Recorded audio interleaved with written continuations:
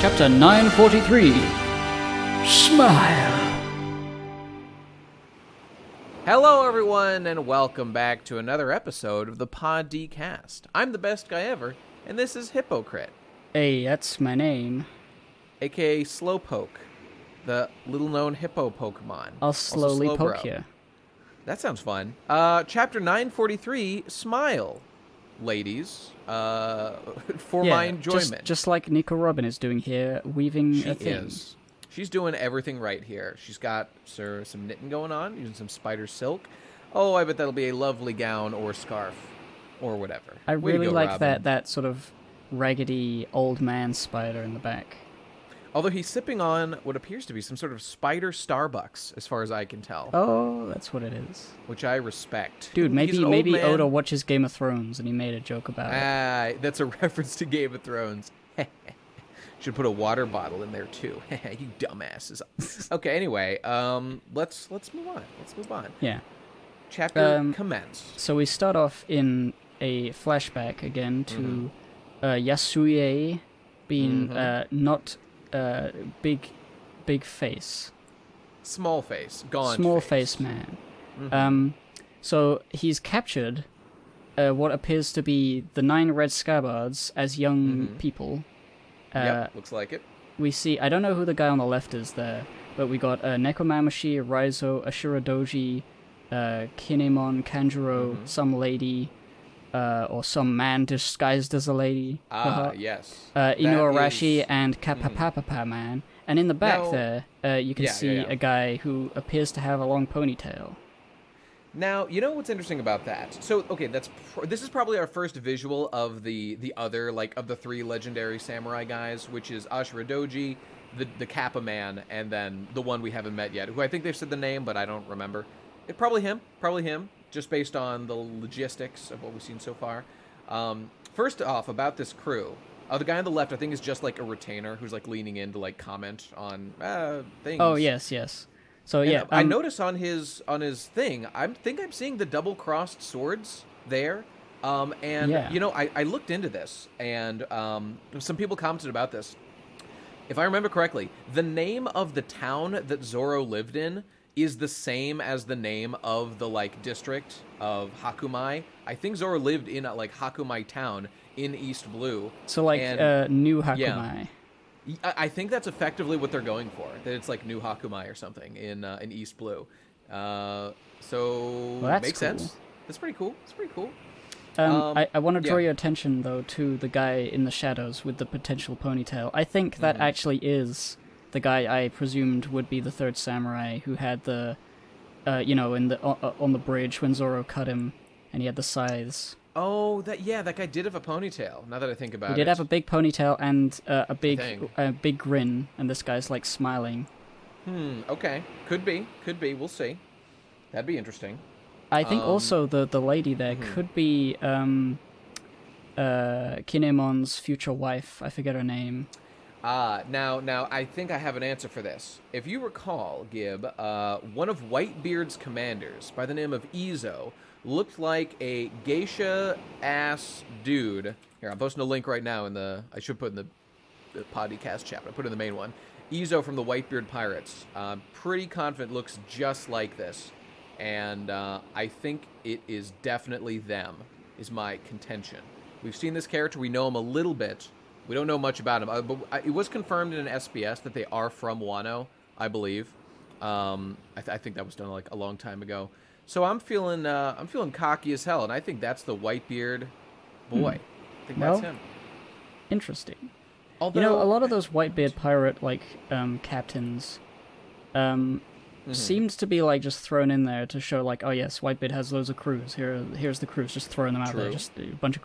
But like, it wouldn't be too far away from Oda's style to eventually make them be characters in some form later.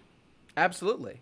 Although, or at least be referenced, be like, in the future, if they ever meet, if the Straw Hats ever meet Izo, or like, they could have like a reunion with Inuarashi or whoever's around. I mean, the Whitebeard Pirates, fucking Nekomamushi went to go get them, so there's certainly potential that she's not here at the moment, but yeah, she might appear with Marco if Marco appears and stuff.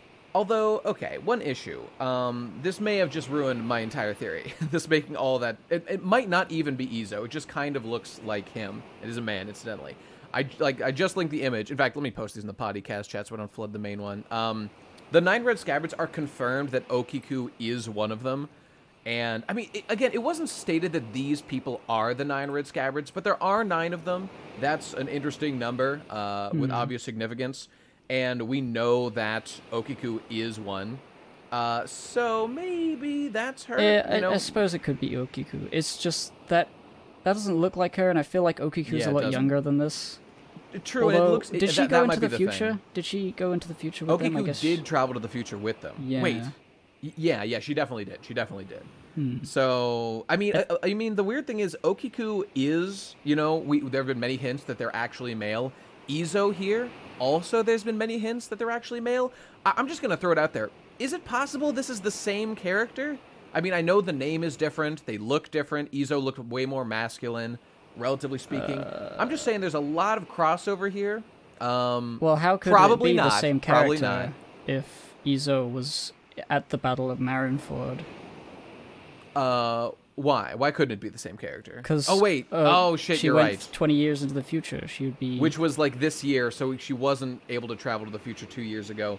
Oh, well, okay, this also might throw that into chaos, but we know that this other person, if Izo was there, then they didn't travel into the future, that they would have been with, like, Kappa Boy and Ashura Doji, like, going along with normal time. Just aging 20 years normally, because Okiku traveled to the future, but we know there was only like a couple people who did. Okay, I'm getting lost in the weeds here. I'm getting confused, frankly. It's only one panel, and it's got very thick lips. It's very strange to see. Well, who is that? It looks just like Izo. So let's just say if this is Izo, which I'm just going to guess that most likely is. It's interesting that these people here are here because they're captured as, like, the top lads of Oden. Yeah. And so, like, I'm just saying, if that's Izo, how interesting that Izo was originally one of Oden's boys who, basically all work for Gold Roger, but Izo went to be a Whitebeard pirate. It's like, did he betray them cruelly one day? Or did he just be like, hey, guys, Roger's cool, I like Oden, but I like Whitebeard better, so I'm going to go be a... I don't know if this has been mentioned at all. I assume the crew members of Roger just left to do whatever they want. But I'm sure some of them got picked up by Whitebeard because he could have just left after the Gold Roger pirates broke up. That's true. So you're right. There doesn't have to even be any like bad blood there. And in fact, they were division commander, so it'd be like they went to form their own crew, like Shanks did. And then Whitebeard said, come under my wing, and they did. And it's just sort of like a former friendly rival sort of thing. True. I can see it. Yeah, I can see that too. Well, these are all interesting possibilities, and I look for... I'm just going to guess it's Izo, so we'll see. Oh, and the other thing I like about this is it's cool to see Kinemon... Like, everyone else looks pretty normal, but Kinemon specifically, like, has, like, dyed blonde hair and, like, looks like a punk. And, he looks like a young ruffian. For sure. I like him a lot.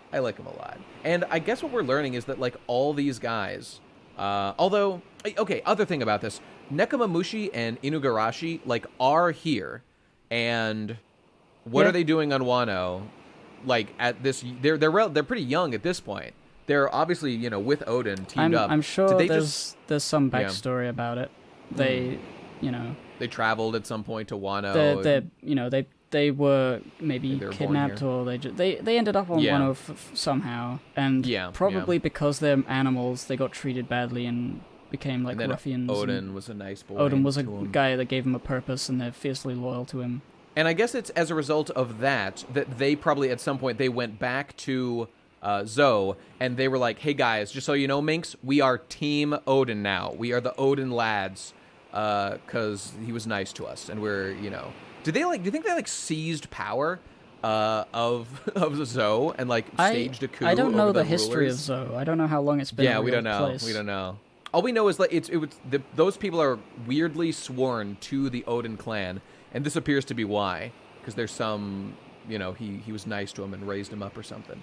Yeah. In any case, I'm very interested, and I want to hear more. So yeah, pretty cool. Yasuye says, "You were trying to steal from me. Well, here's the money." Yep. Because he just gives it to him. He just gives him to it with interest, with extra big old bag of cash, and he says, tells them to go buy some books, fill yourself with knowledge and wisdom, and become really good. Because if you guys follow Lord Oden, you would bring shame to his name, and I want Oden to do well. And you guys, you have to be good. You have to be better than this. And it was just, like, really inspiring. I'm way into this idea of, like, it kind of reminds me of in Shield Hero. In Shield Hero, the guy, he buys, like, this little baby slave raccoon girl, and, like, she's his. And so he's like, well, this is all I got. I got to make her as best as I can. And so he heals her sickness. He, like, makes her super strong. They, like, grind RPG style for a long time. And now they're super strong. I just really like this idea of, like, having a crew of, like, dedicated followers who you, like, help grow, and you form, like, a bond of brotherhood, and you all raise your power levels together. Oh, it's like having an RPG team, like an early Final Fantasy VII, and then you grind up, and then you're shooting planets down and dealing massive damage and shit. Oh, I like it a lot. It's very fun. And I really like all the cohesiveness of, like, every crew in One Piece. Like, the Whitebeard boys are really tight, the commanders, like, Doflamingo's upper circle, real tight, real cool, a lot of good aesthetic shit. Oh, it's nice. It's just really nice to see that this guy who clearly, like, he cares about the tradition and the things, and he was yelling at Oden to become shogun. I think that was Oden last time. Like, you have to do the things, and it's, instead of, like, belittling Oden for having shit retainers, he goes to, like, he tries to make these retainers better. So that Oden, you know, instead of, like, getting rid of them and replacing them with more fitting, you know, people, he tries like to just improve the ones that are loyal to him already. And it's just, it's a nice, it's, you know, it's clearly this guy's a good guy, and it's sad that he's fucking dead.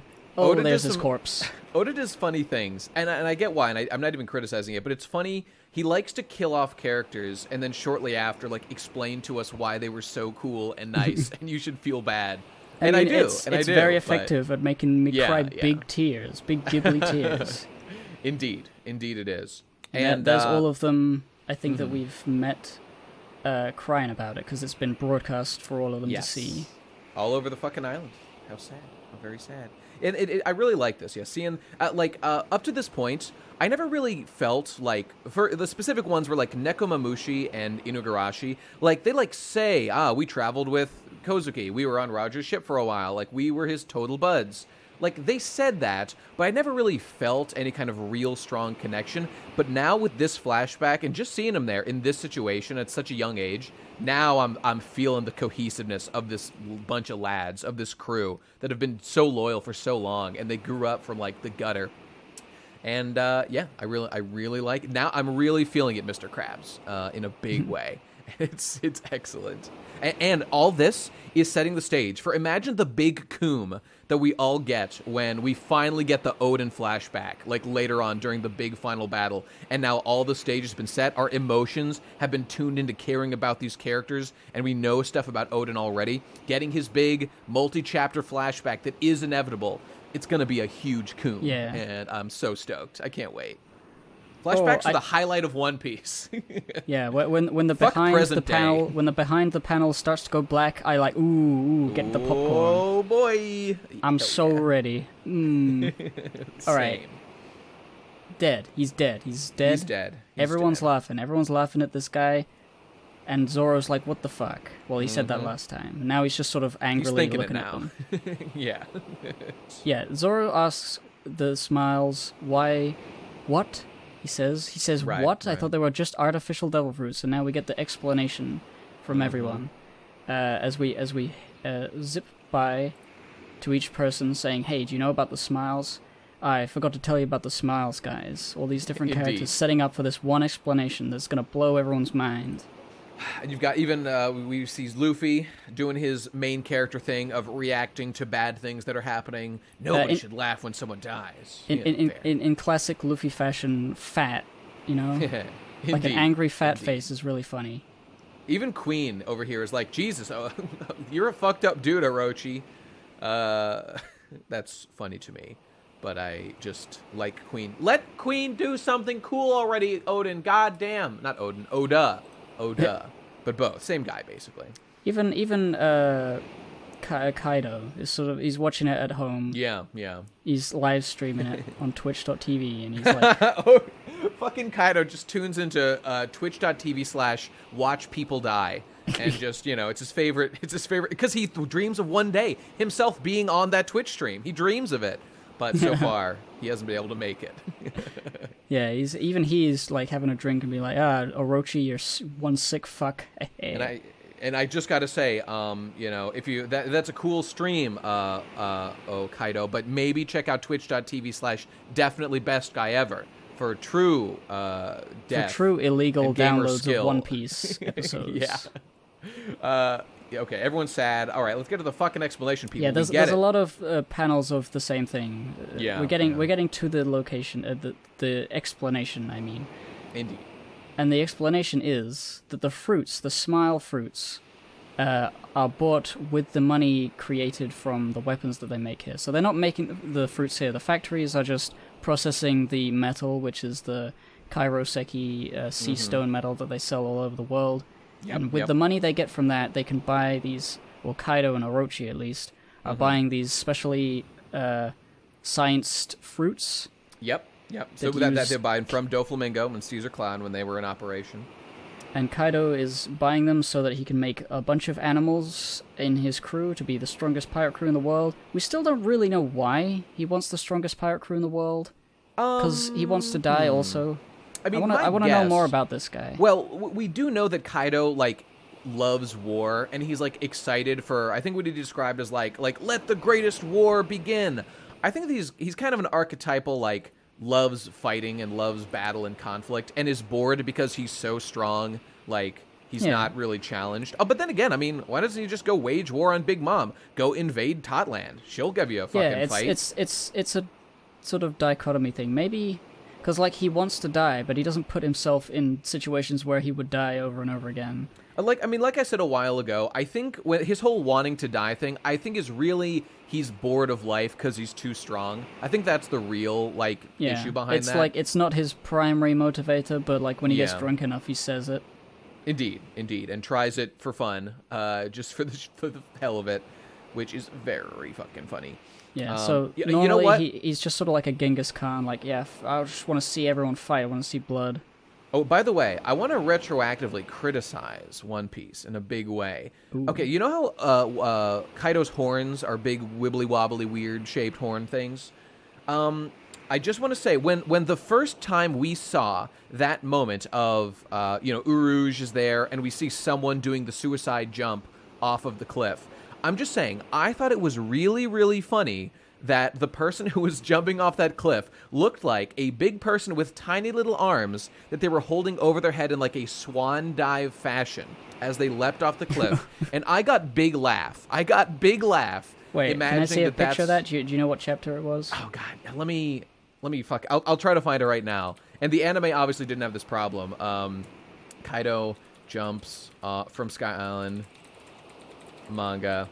And all I'm saying is I got the big laugh, and turns out that big laugh was undeserved, because it wasn't a funny swan dive, it was just a man walking off a cliff, and that's cool. I like that for what it is. But I'm just letting you know, Oda, I retract that epic I retract those jape. Giggles. That's correct. I suck them back into my lungs. That's exactly what I'm doing. Okay, I can't find one right now. It's a very specific panel that gave me the big laugh, and I'll find it later. I'll send it to you. In fact, maybe I'll put it in the show notes. I'll find it and link it or something.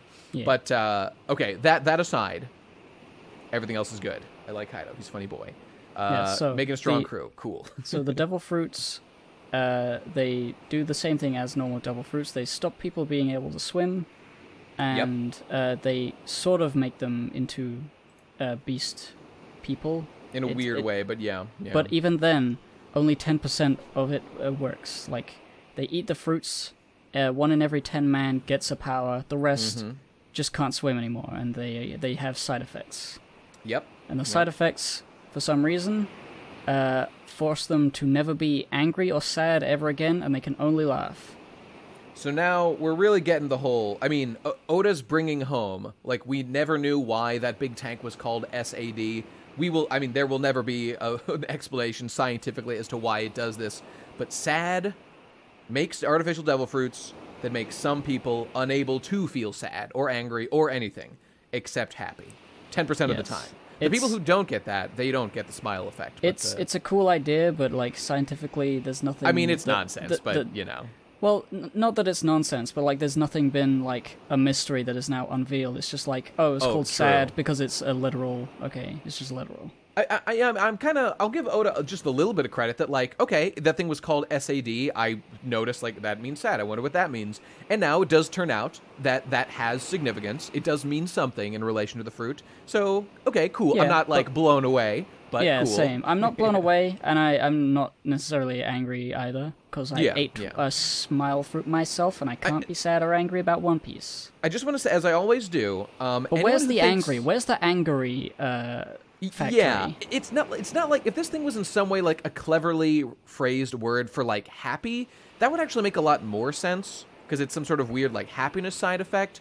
And again, I'm not like mad about this, but I just want to anyone who's like blown away by this like genius like planning by Oda, I just say just slow it down. Oda really didn't do anything super impressive here other than plant a seed as he does billions of times. And then, use it later. And the thing people don't remember is that Oda's planted many seeds, as every long-term story writer does, that he just has not bloomed. So, like, you're not remembering all the amazing things that have not developed later or have not been used in some brilliant way. I mean, it's just a sensible thing to do. Like, sad is so versatile, like a mysterious word. It's a core human emotion, and people feeling sad is like, oh, that's sad, you know? So like you could turn this into anything, and so it was a very easy seed to plant, is what I'm saying. And I wouldn't even put it past Oda. This isn't a particularly complicated thing or anything. Like he may have planned out this entire idea of like bad artificial devil fruits have the side effect of making making fucking people only feel happy or whatever. But whatever. I think it's fine. I think it's just it only seems to, it affects the devil fruit users who don't become beasts. But then they later say that they gave a bunch of the uneaten apples to Leftovers Town, which is why the people in Leftovers Town can't, they can only laugh. Well, and ultimately that's a very small thing. Like it's just a town in Wano. Yeah. They can only laugh. And that's not really like a world-changing like understanding of like it's fine. Like there's nothing wrong with this. It's just sort of it only makes it a little bit sad. Well, I mean, we'll get to that. And the only thing is like I just think like if Oda really wanted to do something impressive to set this up, like I think it's interesting that like SAD was set up so long ago at Punk Hazard or whatever. Like if I was going to be impressed by this, what I would have wanted Oda to do is like, okay, experiments are being done here by Caesar Clown. Like if he had like slipped in some people in the background who were like experiencing the side effects of SAD, like what if there was just a character weirdly in Punk Hazard who like couldn't stop laughing? Like then it would have been like, see, he set this up a million years ago and now we get the idea. But like we didn't see any of that I can recall at least. If someone can find that, then fantastic. I'll salute Oda, heartily for that. And truly be the fool. But okay, anyway, I mean, whatever. This is all fine. None of it's a problem. It's just as I like to do, I like to talk about expectations when reading a series and giving credit where credit's due and not giving it where it's not due. But, okay, let's get into the Kaido factions here and their role with the Yes, so smiles. We have, what was it, the three main forces that he split his guys into. The waiters, who are waiting, they're on the waiting list to have a fruit. They are not, in fact, waiting to serve you food. They are just waiting. Yes. Fascinating. I assume this involves, like, basically everyone who hasn't got their fruit yet. Yeah, I think so.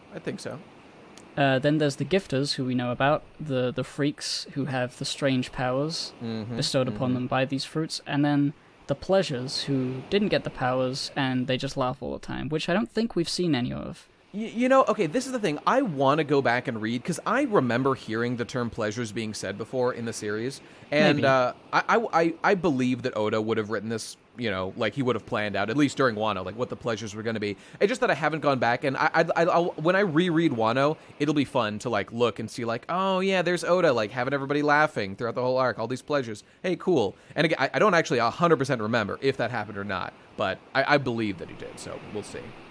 And by the way, I'm noticing that the pleasures have 1 spike on their head, and the gifters have 2 spikes on their heads. So I guess that's a uniform sort of thing. And the waiters have no spikes on their heads. So how fascinating, how interesting. I don't know. I gotta go look. I guess they have actually... two spikes on their head to imitate Kaido, who has 2 spikes on his head. That is true. That is true. And by the way, I'm just curious. What about the people, surely there's people in Kaido's crew who, like, if you just ate, like, a normal devil fruit, well, you gotta be a real top-dick individual there. What category do you get sorted into? I mean, obviously, we've got the executive boys. They say the Kaido's pirates are split into 3 main forces. So I suppose these are the forces of warriors they have. Oh. And then, like, above that are the headliners, right? The headliners and the guys. Yeah. Okay, that makes sense. Although I'm wondering whether, like, waiters, gifters, and pleasures is a reference to something, because they seem... well, we know that fucking Kaido's crew is, like, playing card themed.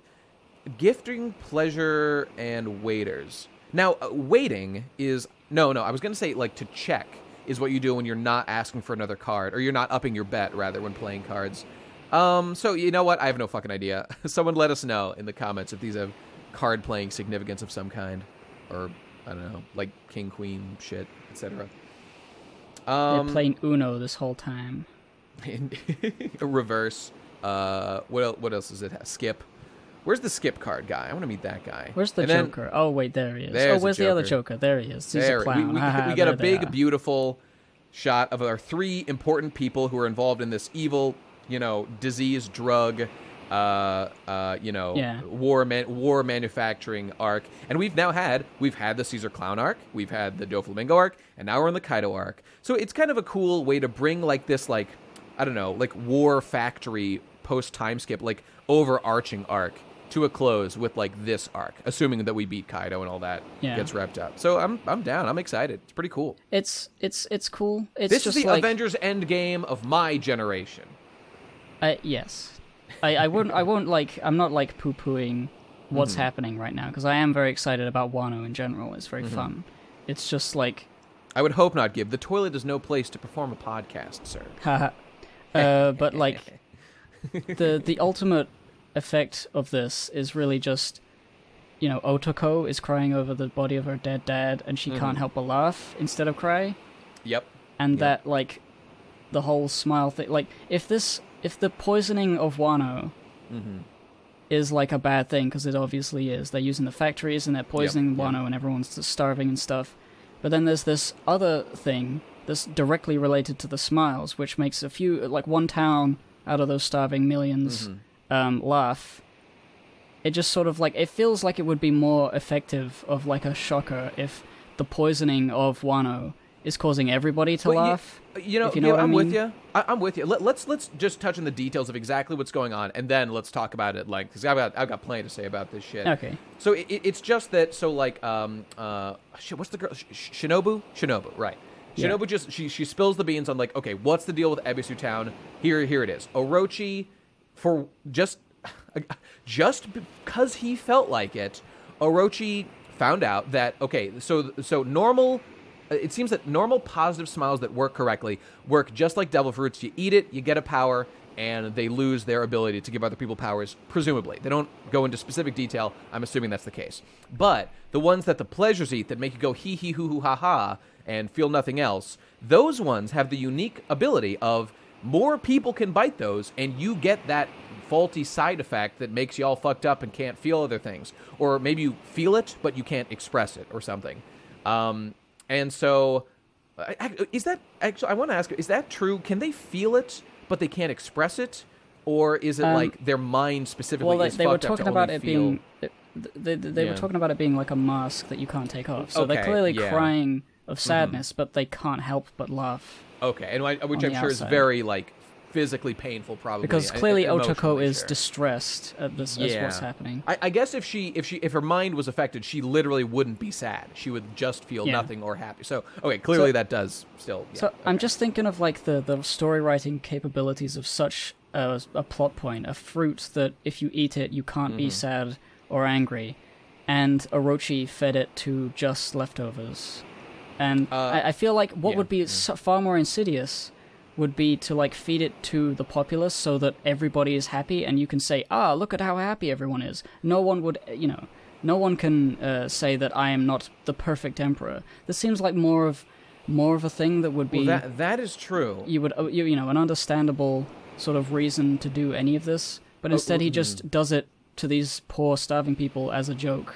Yeah, and I feel like that's less of an impactful thing that he does. That's a great point. So just to finish the points that are presented here, it's just that Orochi is aware that people are starving, etc. So people in Wano already subsist on the leftover. It's leftover town, or whatever. Wait, is Ebisu the leftover town, or is that a different? That's a different place, isn't it?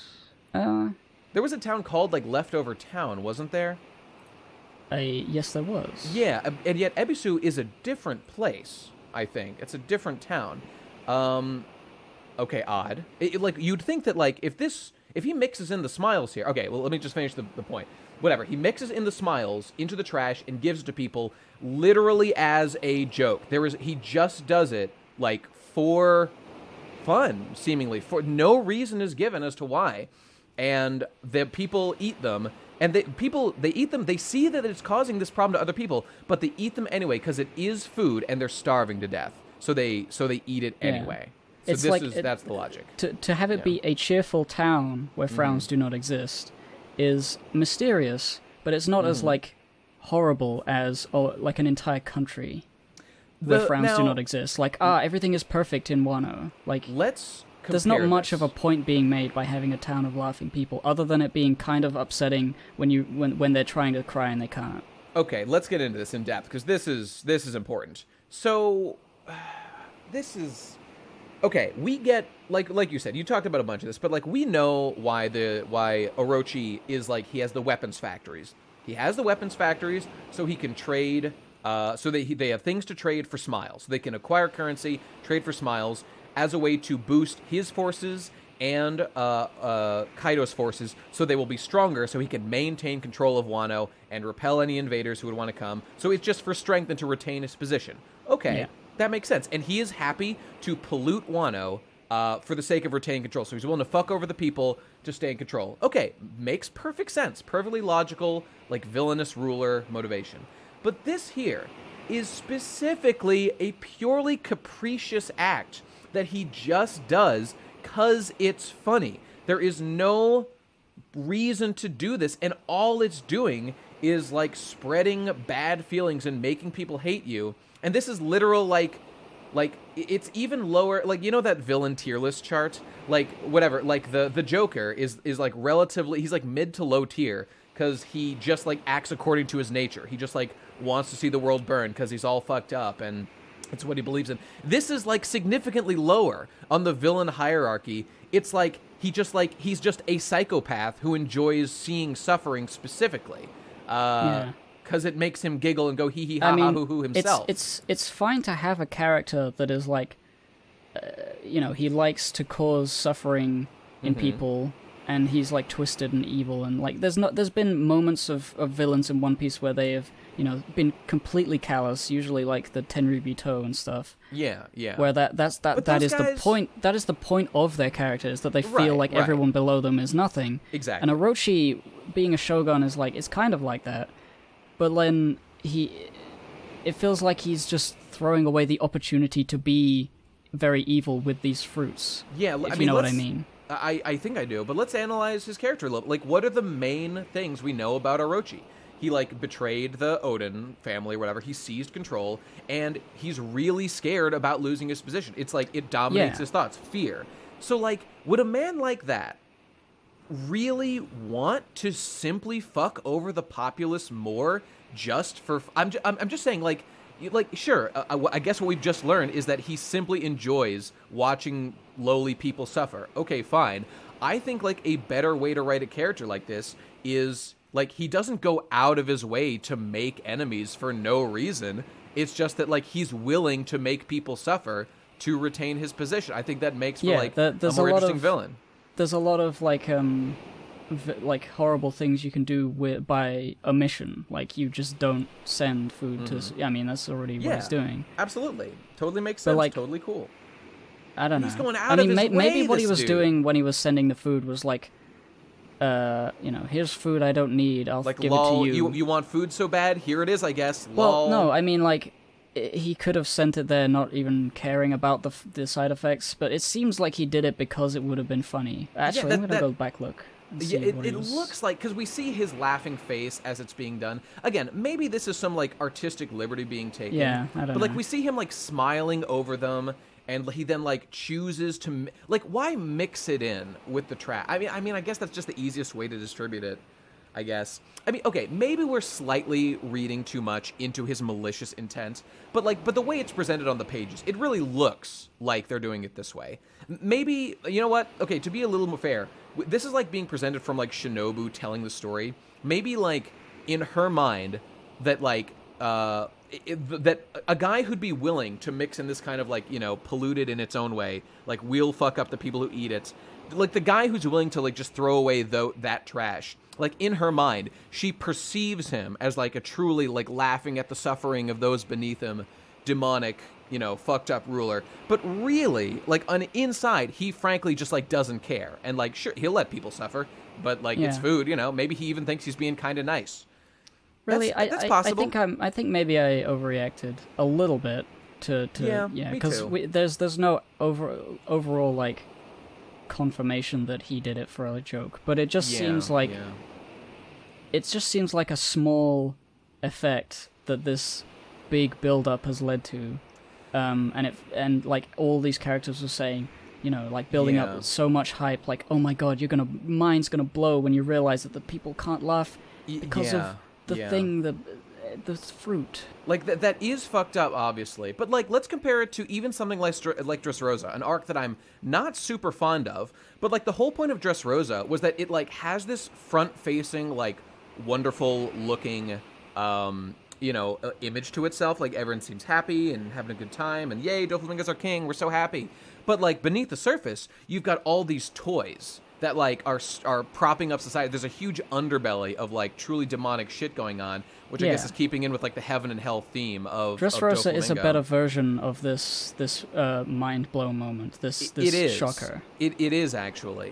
Which and also, like, I was thinking of the moment where what was it called? Where Luffy and Sabo and Ace screw up. In the graveyard or something. The Great Terminal. The Great Terminal. The Great Terminal, where it's like, you know, Sabo learns that they burn all of the lowlifes down there. That was a great moment. That was great stuff. And it works for, like, the political reasons for, like, yes, we totally have to look perfect, so it's like we burn all of them. It's like, what? But this is just sort of, like, kind of sad. I think Oda is leaning more. I think with this, see, this is the thing, like, people often, I think, get mad at me, and I'm sure you as well, when, like, we bring up, like, criticisms that are just like this, I appreciate it, but this could have been so much more. And I think the reason that I do this, at least, is because I'm thinking of things like Dressrosa is just kind of a better version of this that is more tied into, like, the system. Well, like you were saying. Careful with the wording there. People are going to take that and think you think Dressrosa is better than Wano. I definitely do not think that so far. But, I mean, you know, Dressrosa isn't, like, trash. It just has many issues. But, like you were saying, to consider, like, the themes at play here. Like, I could analyze an arc like Skypiea and talk about how, like, every theme of the story works so well together and blends into, like, a perfect melding of, like, you know, Native Americans, like, defending their, like, ancestral homes and, like, I don't know, like, the spirit of adventure traveling, which ties into, like, Mont Blanc, New Orleans adventures, and, like, you know, God, like, on what authority does God rule? Like, should a man try to oppose a god? And, you know, like there's just so much going on there. But, like, we in Dressrosa here, or sorry, in Wano here, we've got the theme of, like, pollution. That's a thing. Like, the people have no food to eat, like, and like, they don't have water to drink because of the whole weapons factory thing. That is a good and interesting concept. This is kind of like the food arc, even more than Totland was. And now we're introduced to this concept of like these poisoned, effectively, apples are distributed to the public for them to eat. And like the consequences of it are that one specific town has this weird fucked up thing happening to it, but it doesn't really tie into the overall larger theme other than like, oh, one of the foods that people are forced to eat is poison in this specific way that fucks them up.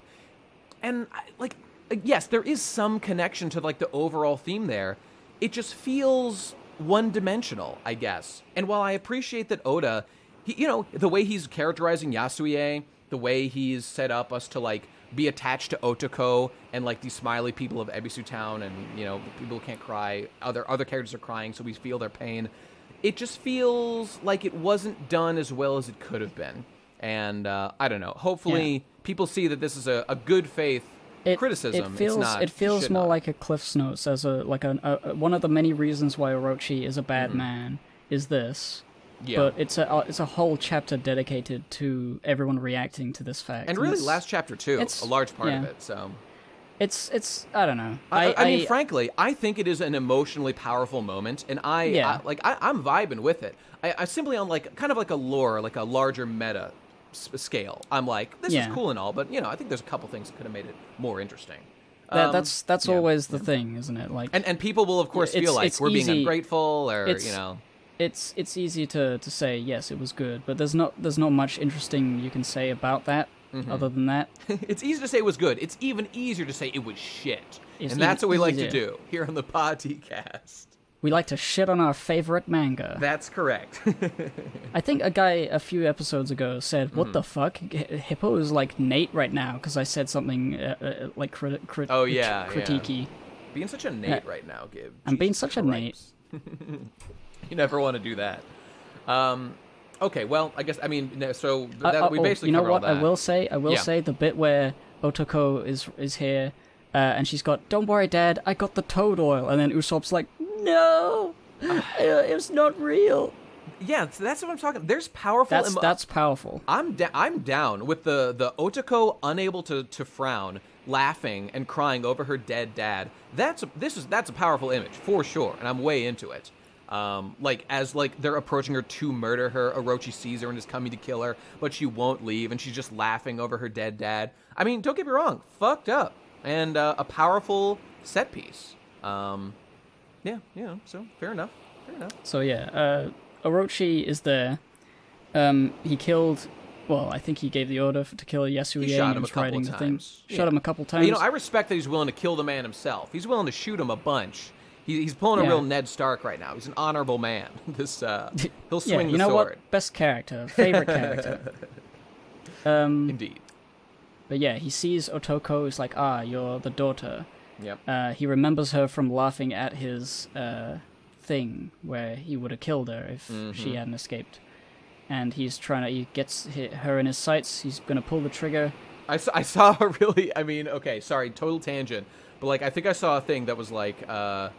What was it? It was like, it was on a One Piece thread, and it was like, what's her face is laughing, and it's like, I'm gonna say, it wasn't the N word, it was like, I'm gonna say the O word for like Oden or something, and Komurasaki or Hiyori's like, get down, Otoko, he's coming.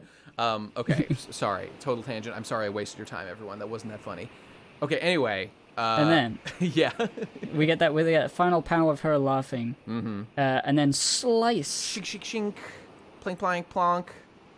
Oh my god, it's our cool guys. It's cool. The two guys. Yeah, this was very cool. The two of them, Sanji and Zoro, like, how dare you be a cunt? How dare you? Fuck you. And there they are posing together. Zoro's got Otoko, protected, Zoro gets all the shielded. fucking girls, man. This is fucked up. Why does my incel hero Sanji not get, sex? Hey, he's got the stealth suit now. He can go into all the bathrooms. That's true. It all. He's got the best deal. Zoro is definitely a kissless virgin. Sanji canonically not a kissless virgin anymore. So you know what? Oh my god. You got to step your game up there, Zoro. They got to kiss each other. That's what's going to happen next.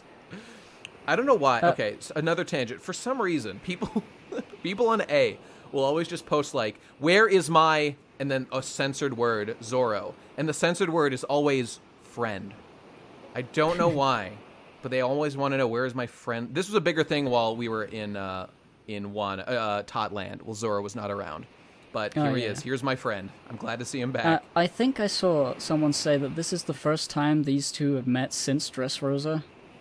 Did they? Oh, because Zoro got lost or something, and so he didn't meet Zoro up with, like, everybody else? He got lost before Sanji arrived with everyone. Since Dressrosa. Jesus And this is the first time they're looking at each other. Presuming they haven't run into each other in passing, but they would have probably said, say, hey, fuck you. There should be a panel. It would have been a panel of them saying fuck you if they passed each other, but this is it. Oh, they're gonna fight. Cool. They're gonna fight everyone, and they're gonna be probably fighting each other more than anyone else. Probably, because no one else here, I think, is. Well, I mean, we got some. D.A.S. Drake is here. Basil Hawkins is here. So there's some strong people around.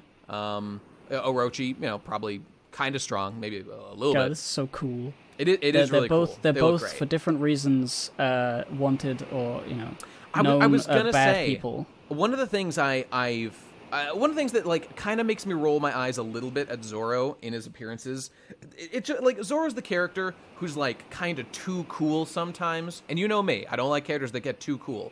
Now it's never been an issue, but like there's a propensity for Zoro to be far and away like he's like the most popular character like in Japan. He gets kind of the coolest moments sometimes.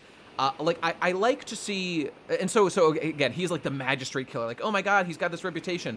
I'm glad that Sanji has, and we've seen Sanji develop his own reputation, like beating up fucking other guys. He was that soba shop owner. Like, if he just came here as just a soba shop owner, it'd be like, oh, well, that's unimpressive compared to Zoro. But he kicked the shit out of a bunch of Kaido's crew, and he's got a reputation. So I'm just saying that, like, I think it's in Oda's best interest for overly analytical assholes such as myself. Like, I don't want to get tired of Zoro and for everyone to suck his cock 24/7. I like that there's, like, balance, and there's reason to be like, other characters are cool too, you guys. So I'm glad they're doing that. There's always been that sense that Luffy is number 1, Zoro's number 2, Sanji's number 3. The eternal underdog, Sanji, yeah. But it's become more of even between the two of these. Yeah, like, especially with hockey now. Like, there was always that thing that, like, well, Zoro's got a sword. He will cut you. And, like, back in the day, we'd see things where, like, Zoro and Sanji would, like, play fight. And, like, Sanji would, like, block Zoro's sword with his foot. Which, frankly, before hockey, made no sense. I don't know how he did that. But, Shonen rules. I don't think Zoro would... Well, actually, he'd fucking kick his ass. He's got a sword. He would cut this boy down. But now with hockey... No, but he's got, like, really strong leather shoes. I mean, you know what I'll say? You get it in the heel, you push it down. You know what I'll say, though? Literally, like, back in the day, Garp and Nami were able to, like, hit Luffy and hurt him. This is before hockey was a formalized thing. People could be like, hockey was coming along, whatever. Like, hockey is just willpower manifested as, like, a tangible force in One Piece that has a name and stuff. But, like, for a million fucking years, we've seen... Nami hitting Luffy was always just like a gag, though. Like, a slap. Okay. You know what? You can call that one a gag. But literally, Sanji blocking... and even Luffy. Like, if you remember when Luffy fought Zoro back in Whiskey Peak, like, okay, first, Luffy's big weakness is blades. So, like, okay, how's this going to go? And what Luffy did was, like, they clashed, and he... Like, what's the toughest thing that Luffy has on his body to block a blade from Zoro? And the answer was his fucking straw sandal is what he used to fucking block the blades. And that's retarded. But you know what I'm going to say? I'm going to say that unbeknownst to Oda or not, I've always said hockey is just, like, shonen tropes manifested with a name. That right there is using, like, a shonen trope of... character is somehow able to block a blade when really these characters, like, this would be the weakness to this character.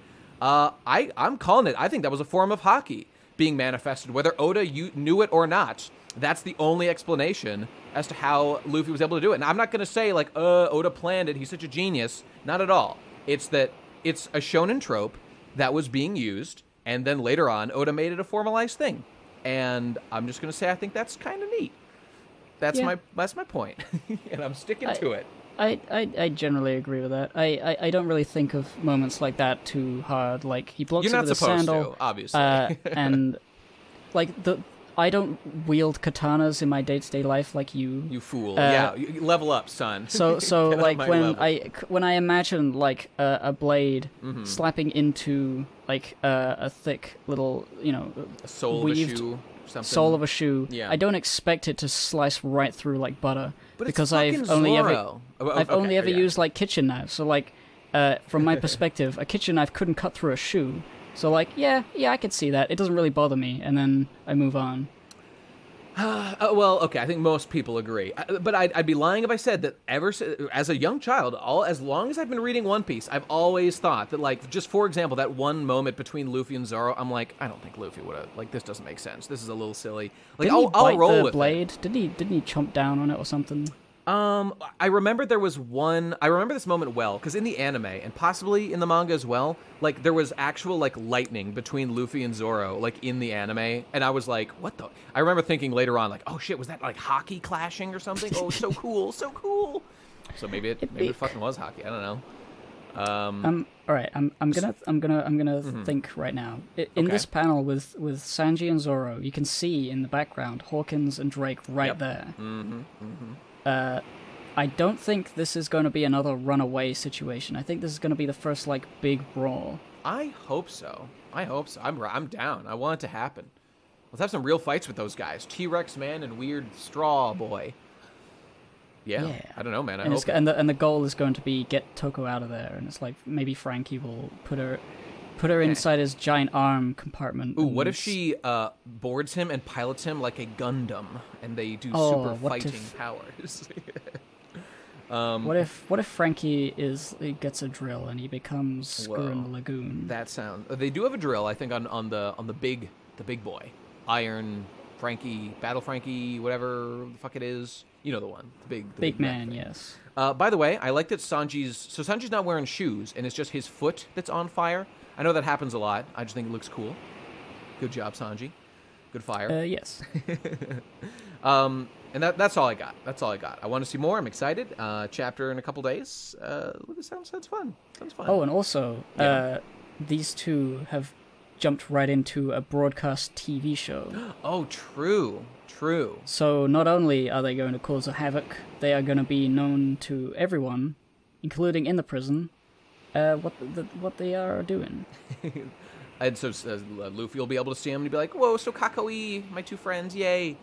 By the way, do you think this is probably not, but with Sanji with his raid suit, is he much more powerful than when he's just normal, or is it just that he can turn invisible? Is that the main boost that gives him? I would hope that it's mostly that he can turn invisible, because he can already do the air dash and the jumping and the special things, and I think his like disgust for the suit will cause him to not use it. Maybe he might need to use it for, he already used it just to peek on girls, so I think he's willing to embrace it at times. The last time he used it was to have a disguise, and now sure. I think that's where it's going to stay as like a thing. It's going to be used situationally and not like as a gear fourth or whatever. Yeah, that he needs to use every time. But there's going to be people every time Sanji has a fight. There's like people are going to be until like Oda clarifies this in some way. People will be like, "Where's the raid suit? Get the power boost!" Because I can't actually remember all the details of what Sanji said like he got when he was fighting. I think he got like some flight boost. Wasn't he able to like? I'm sure he got a boost. I think in the same way that Zoro doesn't bust out like the demon 3-head thing every single fight. Well, that Sanji won't. We don't even know what that really means. Like, is that actually a power boost, or is that some sort of? Well, it's clearly an attack that he uses. It's at least an attack. Powerful. That's true. See, this is like we could speculate, like, why hasn't Zoro used? I forget what, like Ashura something, his 3-head thing. He did use it. Ashura Dochi. Oh yeah, he used it twice in the series. Once when fighting Kaku to beat Kaku, which was just some miscellaneous. Cool, I have. Now he's going to use it to beat 9-sword Kiku. Style. Say again, what? He used it to beat Kaku. Now he's going to use it to beat Kiku. Oh, Kiku. Just beat her. That'd be fun. And the other time he used it was just. He used it in Shabani Archipelago, and everyone saw it, and they were like, "What the hell? Why do you have 3 heads? That's weird." And it was weird. I don't know. He probably doesn't know. But okay, that's all I got. More fighting, fun things are gonna happen. that's it. That's the end of the chapter. Apparently no time skip, so hopefully next week. Hopefully in a couple days we'll see it. Any other points to make? Any final thoughts? My final points to make is that, we didn't make this episode very soon after the chapter came out. And in fact, the next chapter is coming out very soon as well. Indeed. So get hyped for that, ladies and gentlemen. You'll probably see it within a day or two of when this comes out. Yes. The reason being is that I have been working tirelessly, and also Nate has been working on Miyamath for 2. We have both been working quite hard, indeed. I've been working on the finale of Bale Jape. Of course. Which is a webcomic. I hope that our friend finished. Luffy can pull a Bale Jape himself.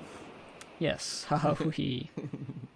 So if you think you are cool, then you will go to my webcomic site, APS Click the link below, people. And read the whole thing. Read the whole thing. Say how cool it is. I read it. It's a quality top keck time. There's fucking anime. It's literally anime at the end. You gots to, and I mean, I straight up enjoyed it.